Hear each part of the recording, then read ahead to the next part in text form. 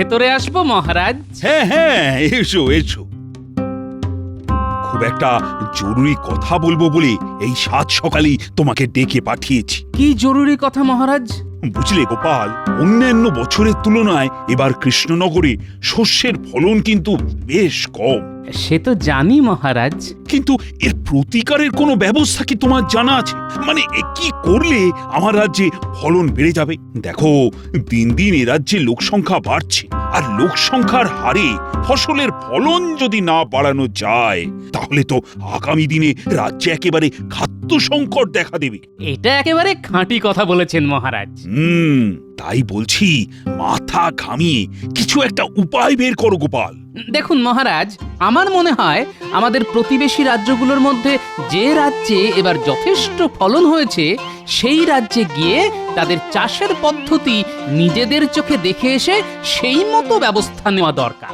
তা তেমন কোনো রাজ্যের কথা জানো নাকি তুমি? বিলক্ষণ জানি মহারাজ। বর্ধমানে পরপর কবছর খুব ভালো ফলন হয়েছে, আর তার মূলে তাদের আধুনিক সেচ ব্যবস্থা। তাই নাকি? তাহলে তো সব সরেজমিনে দেখে আসার জন্য কাউকে পাঠাতে হয়। বিজ্ঞানীকে পাঠাতে পারলে সব থেকে ভালো হতো, কিন্তু সে তো 3 মাসের ছুটি নিয়ে নিজের দেশের বাড়ি চলে গেছে। তাহলে উপায়? আমি নিজে গিয়ে দেখে আসতে পারতাম, কিন্তু মহারাজ আমি তো চাষবাসের কিছুই বুঝি না। তাই বলছি কি, আপনি ওই মন্ত্রী মশাইকেই না হয় পাঠান। মন্ত্রী? এই কথাটা খুব একটা খারাপ বলনি বটে। হ্যাঁ, তাহলে আজই রাজসভায় গিয়ে মন্ত্রীকে এই বিষয়ে আমার আদেশের কথা জানিয়ে দেব। সেটাই ভালো হবে মহারাজ। আমি তাহলে এখন আসি মহারাজ। হ্যাঁ হ্যাঁ, এসো এসো এসো। কই গো গিন্নি, কোথায় গেলে গো? বলো, কি বলবে বলো। তাড়াতাড়ি নাকে মুখে গুঁজে আজ একেবারে সময় মতো রাজসভায় পৌঁছতে হবে। তাহলে পুকুরে গিয়ে ডুব দিয়ে এসো, তার মধ্যে আমার মাছের ঝাল হয়ে যাবে। যাও। তাহলে মন্ত্রী, তুমি বর্ধমান যেতে রাজি তো? এই গরমে বর্ধমান? আচ্ছা, অন্য কাউকে পাঠালে হয় না? আমি যখন তোমায় যেতে বলছি তখন তোমাকেই যেতে হবে। অবস্থা। আর যেতে হবে অতি সাধারণ পোশাকে, নিজের পরিচয় গোপন করে। সে কি, বর্ধমান রাজ্যে যাব আর রাজার আতিথেয়তা গ্রহণ করব না? না, করবেন না। কারণ আপনার পরিচয় পেয়ে বর্ধমান রাজা হয়তো আপনাকে খাতির করবেন, কিন্তু উন্নত সেচ ব্যবস্থার ব্যাপারে কিছুই বলতে বা দেখাতে রাজি হবেন না। গোপাল কিন্তু এটা একেবারে খাঁটি কথা বলেছে মহারাজ। কারণ ওই বর্ধমান রাজা হয়তো চাইবেন না তার উন্নত সেচ ব্যবস্থা আমরা জেনে যাই। দেখেছো, মাথা মোটা সেনাপতিটাও কেমন পেট মোটা গোপালের তালে তাল বাজাচ্ছে। ঠিক আছে মহারাজ, যাব। যাব না, কাল সকালেই বেরিয়ে পড়বে।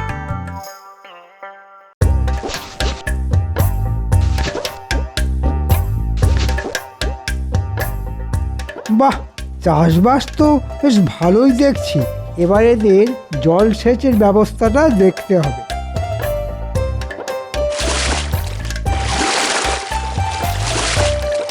এরকম সেচ ব্যবস্থা তো আমাদের ওখানেও আছে। এই দেখার জন্যে এত গরমের মধ্যে আমাকে এখানে পাঠালো? বাবুকে যেন নতুন মনে হচ্ছে। হ্যাঁ, বেড়াতে এসেছি।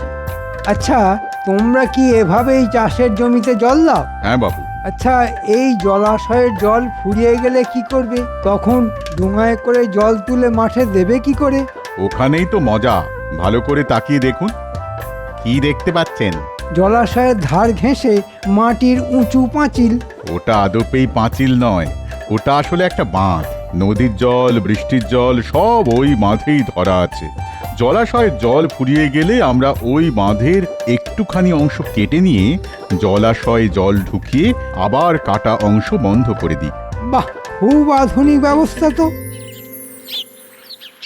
এবার ওই যে লোকটা ডোঙা টানছে ওর সাথে কথা বলে এর কথাগুলো একটু যাচাই করে যাই। এই যে ভাই, শুনছো? এই, এ কি দেখছি? এ তো হুবহু আমাদের সেনাপতির মতো দেখতে, শুধু গায়ের রংটা একটু চাপা। কিছু বলছেন বাবু? হ্যাঁ, মানে কি নাম তোমার? আমার আবার নাম আমি হলাম এই জমির ক্ষেত মজুর। তবে বাবা মায়ে একটা নাম দিয়েছিল বটে, নিত্যানন্দ। নেতাই নামেই সকলে আমায় ডাকে। তা নেতাই, এই জমিতে কাজ করে দিনে কত মজুরি পাও? আগে আগে মালিক আমায় খাওয়া পড়া দেয়, আর মাসে 2 টাকা বেতন। হ্যাঁ, এতে চলে তোমার? চলে কি আর বাবু, চলে না। তবে তবে একলা মানুষ তো, তাই কোনো মতে দিন কেটে যায় আর কি। আচ্ছা, খাওয়া পড়া ছাড়াও আমি যদি তোমায় মাসে 25 টাকা বেতন দিই, তাহলে আমার কাছে কাজ করবে? গরিব মানুষের সাথে কেন তামাশা করছেন বাবু? হ্যাঁ, তামাশা নয়, একেবারে সত্যি কথা। রাজি থাকলে এক বস্ত্রে এক্ষুনি চলো আমার সাথে। খাওয়া পড়া সমেত মাসে 25 টাকা বেতন পেলে আমি রাজি বাবু। হ্যাঁ, রাজি রাজি। এখন কদিন তুমি আমার বাড়িতেই থাকবে, কদিন বাদে অন্য বাড়িতে তোমায় পৌঁছে দেবো। আমায় এখন কি কাজ করতে হবে বাবু? কিচ্ছু নয়, শুধু খাবে দাবে আয়েশ করবে, আর দুবেলা ভালো করে গায়ে পাতিলেবুর রস মাখবে, আর তারপর সাবান মেখে চান করবে। কেন বাবু? তোমার গায়ের রংটা বেশ চাপা, 2-1 দিনের মধ্যেই ফর্সা হতে হবে তোমার। ঠিক আছে বাবু, চেষ্টা করব। রাত হয়েছে, এখন খেয়ে দিয়ে শুয়ে পড়ো। তবে একটা কথা, যতদিন এ বাড়িতে থাকবে ততদিন কিন্তু বাড়ির বাইরে বেরোবে না, এমনকি জানলাতেও দাঁড়াবে না। ঠিক আছে বাবু, ঠিক আছে, আপনি যা বলছেন তাই করব। এখন এখানে অপেক্ষা করো, আমি তোমার খাবারের ব্যবস্থা দেখি। কোন আপদকে নিয়ে এলে বলো তো? আপদ বলো না, আপদ বলো না, বলো আমার ভাগ্য দেবতা। তোমার কথার মাথা মুন্ডু কিছুই বুঝতে পারছি না। লোকটাকে একেবারে হুবহু আমাদের সেনাপতির মতো দেখতে।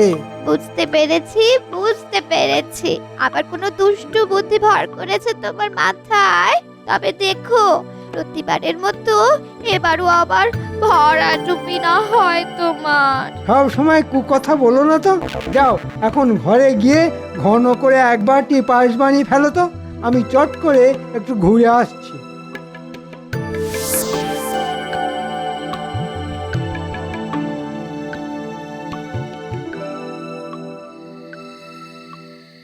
রাজবৈদ্য, ও রাজবৈদ্য! আরে মন্ত্রী মশাই, আপনি বর্ধমান থেকে কবে ফিরলেন? আজই। তা এত রাতে আমার বাড়ি কি মনে করে? আর বলো না, বর্ধমান যাতায়াতের ধকলে 2 রাত চোখের পাতা এক হয়নি।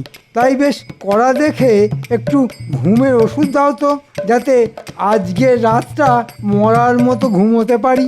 দাঁড়ান, আনছি। পায়েসের সাথে এই ঘুমের ওষুধ মিশিয়ে দেব, আর সেই পায়েস খাওয়াবো আমাদের। এই নিন। সাধারণভাবে ঘুমোতে চাইলে 1টা বড়ি খাবেন, আর মরার মতো ঘুমোতে চাইলে 2টো বড়ি খাবেন। ঠিক আছে।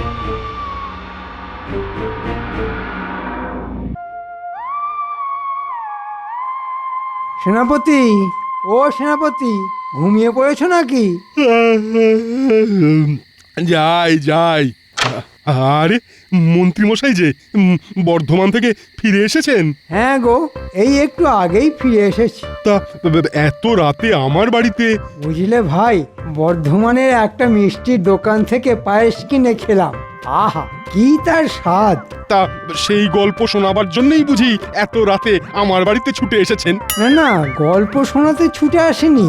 আসলে তোমাকে আমি একটু বেশি ভালোবাসি তো, তাই তোমার জন্য এক বাটি নিয়ে এসেছি। এই নাও, তুমি আর তোমার বউ খেও। কদিন হলো আমার বউ বাপের বাড়ি গেছে। আহা, তাহলে তো ময়দান ফাঁকা। তাই নাকি? বাপের বাড়ি? তাহলে তুমি একলাই খেও। তবে এখনই খেয়ে নিও, তাহলে আবার খারাপ হয়ে যাবে। ঠিক আছে ঠিক আছে, এখনই খেয়ে নেব। আমি তাহলে এখন আসি ভাই। হ্যাঁ হ্যাঁ, আসুন আসুন। কি ভালো খেতে! ওফ!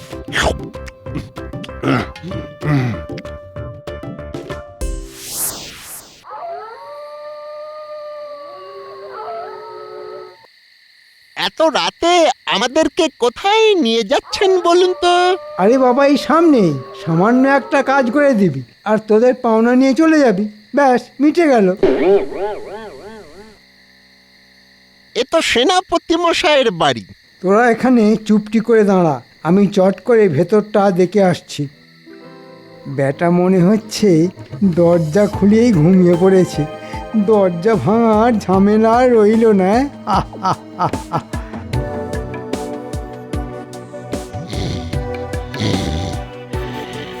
ব্যাটা তো দেখছি ঘুমিয়ে কাদা।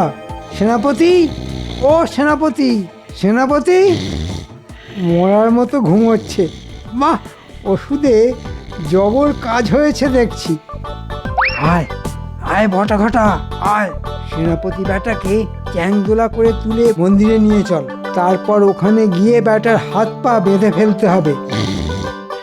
দাঁড়া, সেনাপতির কিছু পোশাক সঙ্গে করে নিয়ে নি, এগুলো কাজে লাগবে। চল ব্যাটাকে চ্যাংদোলা কর। বাপরে, যেমন গতর আর আর তেমন ওজন। ও দেখুন বাবু দেখুন, আপনার দেওয়া এই পোশাকে আমাকে কেমন মানিয়েছে। খুব ভালো, তবে এখন থেকে আর আমাকে বাবু বলবে না, বলবে মন্ত্রী মশাই। মন্ত্রীমশাই বলবো? হ্যাঁ মন্ত্রী মশাই। আর এখন থেকে তুমি হচ্ছ কৃষ্ণনগরের সেনাপতি। সেনাপতি? কিন্তু কিন্তু আমি তো যুদ্ধ জানি না। ওসব জানতে হবে না, শুধু আমি যা যা বলবো তাই করবে। আর আমাদের রাজসভায় গোপাল বলে একটা টেকো বজ্জাত আছে, তার সঙ্গে একটাও কথা বলবে না। এরপর আমি তোমাকে ধীরে ধীরে সব কিছু শিখিয়ে দেব। চলো, তোমাকে এখন তোমার নিজের বাড়ি নিয়ে যাব। আমি রাজসভায় যাব না? যাবে, তবে কদিন পর। এর মধ্যে তোমায় সব কিছু শিখে বুঝে নিতে হবে।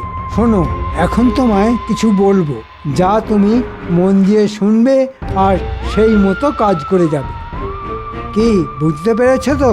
সে তো পেরেছি, কিন্তু আমি গরিব মানুষ বাবু, তাই তাই আমার যে খুব ভয় করছে বাবু। ভয় করছে? হ্যাঁ, আহ, আহ, আহ, আহ। শুনলে মুখ্য চাষা, ভয়কে জয় করতে শেখো। এখন চলো, তোমাকে আসল সেনাপতির বাড়ি রেখে আসি।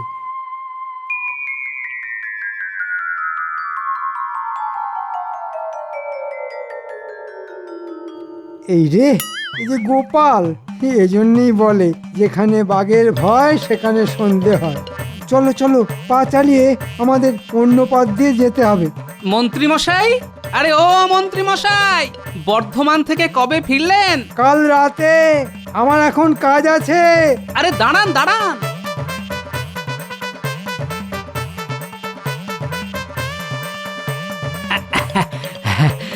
বুঝলেন মন্ত্রী মশাই, বাজারে না আজ প্রচুর মাছ উঠেছে।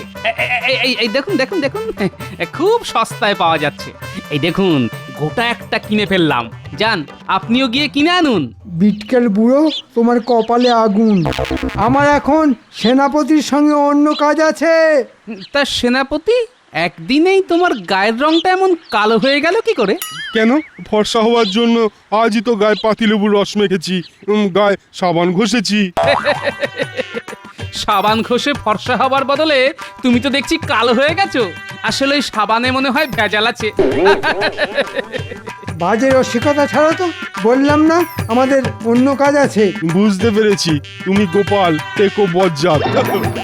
সেনাপতি, তুমিও কাজের সময় বাজে রসিকতা শুরু করলে। চলো চলো। ব্যাপারটা কিরকম হল?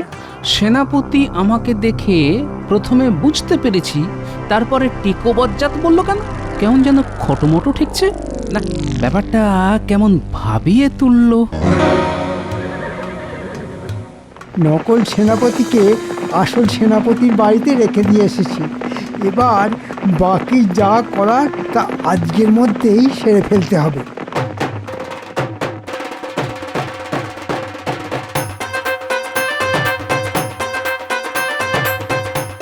দেখ দেখ, কি সুন্দর একটা চন্দনা পাখি। তাই তো, কি সুন্দর দেখতে। দাঁড়া, ওটাকে ধরবো। যা, উড়ে পালালো যে। পালিয়ে যাবে কোথায়? ধরবো যখন বলেছি তখন ঠিক ধরবো। চল না, চল।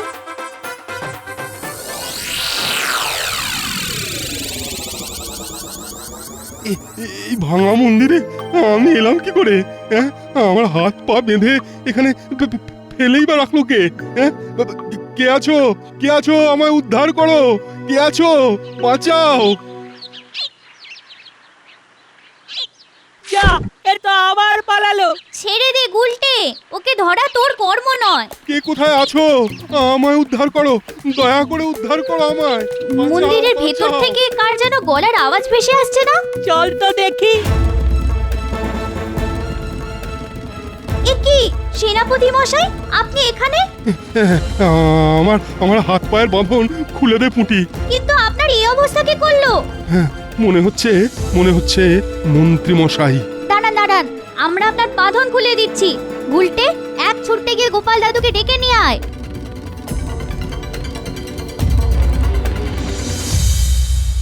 বাবা বাবা বাবা বাবা বাবা, বহুত বড়িয়া মতলব বের করেছো মন্ত্রী। যাই যাই যাই যাই গিয়ে নবাবকে খবরটা দি। আরে এর মধ্যে নবাবকে আবার টানছেন কেন? সামান্য কজন সৈন্য নিয়ে আপনি নিজে যাবেন আর হাসতে হাসতে কৃষ্ণনগর জয় করে ফেলবেন। লেকিন কৃষ্ণনগরের কোনো সৈন্য কি অস্ত্র ধরবে না? কি করে ধরবে? কারণ সেনাপতির আদেশ ছাড়া সৈন্যরা তো অস্ত্র ধরে যুদ্ধ করে না। আর আমাদের এখনকার সেনাপতি তো নকল। আসল সেনাপতিকে তো আমি ভাঙা মন্দিরে বেঁধে রেখে এসেছি, আর নকল সেনাপতি তো আমার হাতের পুতুল। আমি না বললে সে নড়বেও না আর চড়বেও না। তাহলে কবে যেতে বলছো? বাংলায় একটা কথা আছে, শুভস্য শীঘ্রম।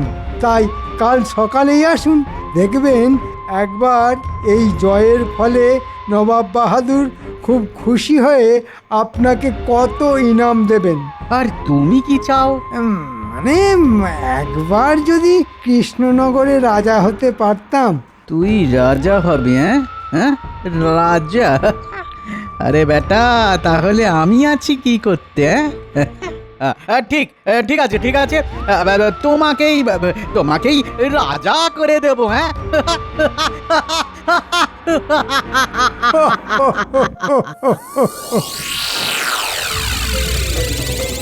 তাহলে তোমার মনে হচ্ছে এসবই হচ্ছে মন্ত্রীর চক্রান্ত? হ্যাঁ, না হলে আর কার হবে বলো? হ্যাঁ, কাল মন্ত্রী এসে আমায় পায়েস খাওয়ালো, আর তারপরেই তো তাহলে আজ সকালে মন্ত্রীর সঙ্গে যাকে দেখলাম সে আসলে তোমার মতো দেখতে একটা নকল লোক। মনে হচ্ছে মন্ত্রী মশাই কোনো একটা গভীর ষড়যন্ত্র করছে। তাহলে চলো এক্ষুনি গিয়ে মহারাজকে সব জানাই। না না না, এখনই সবটা জানাবার প্রয়োজন নেই। আগে দেখি কোথাকার জল কোথায় গিয়ে দাঁড়ায়। এখন তোমার বাড়ি যেতে হবে। তোরা এখন যে যার বাড়ি যা। এ কি গোপাল, দরজা তো ভেতর থেকে বন্ধ দেখছি। তুমি সরে দাঁড়াও, আমি দেখছি। সেনাপতি, সেনাপতি! কে? এ কি তুমি? আরে বেটা, আমি তোর মতো নকল সেনাপতিকে এবার কি করি দেখ। না না না না না, আমায় মেরো না। বিশ্বাস করো, আমি নকল সেনাপতি সাজতে চাইনি। সব কিছুর জন্য দায়ী তোমাদের ওই মন্ত্রী। ঠিক আছে ঠিক আছে, তাহলে তোকে মারবো না, কিন্তু এই ঘরের মধ্যে তোকে তালা চাবি দিয়ে রেখে যাব। আগে মন্ত্রীকে হাতে নাতে ধরি, তারপর তোর কথা ভেবে দেখ।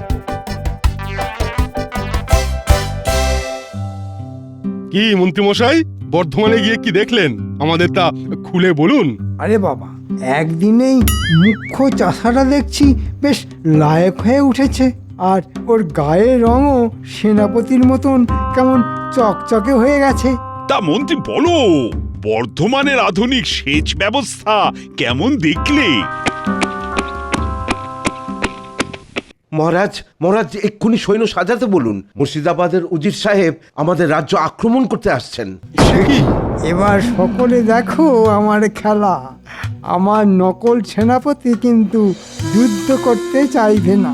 মহারাজ কৃষ্ণচন্দ্র, তুমি এবার দাঁড়িয়ে দাঁড়িয়ে হেরে বর্ষতা স্বীকার করবে, আর এ রাজ্যের রাজা হব আমি। হ্যাঁ, দেখি কে এসে আমাদের রাজ্য আক্রমণ করে। রক্ষী, এক্ষুনি সব সৈনিককে একত্রিত হতে বলো। বাকিটা আমি দেখছি। এটা কি হলো? এটা তো হওয়ার কথা ছিল না। হ্যাঁ, আমার নকল সেনাপতি এমন পাল্টি খেলো কেন?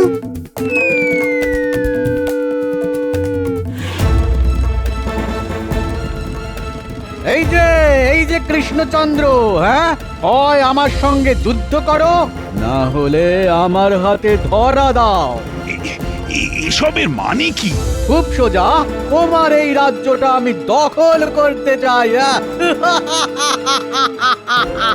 কিন্তু এ তো অন্যায়। আক্রমণ! প্রতি আক্রমণ! আরে এই মুখ্যু চাষা, তোকে এসব পাকামি করতে কে বলেছে? আমি মুখ্যু চাষা নই, আমি হলাম আসল সেনাপতি। আর আপনার ওই সাজানো নকল সেনাপতিকে গোপাল আমার বাড়িতে তালা বন্ধ করে রেখে দিয়ে এসেছে। হ্যাঁ, এইসব কি শুনছি মন্ত্রী?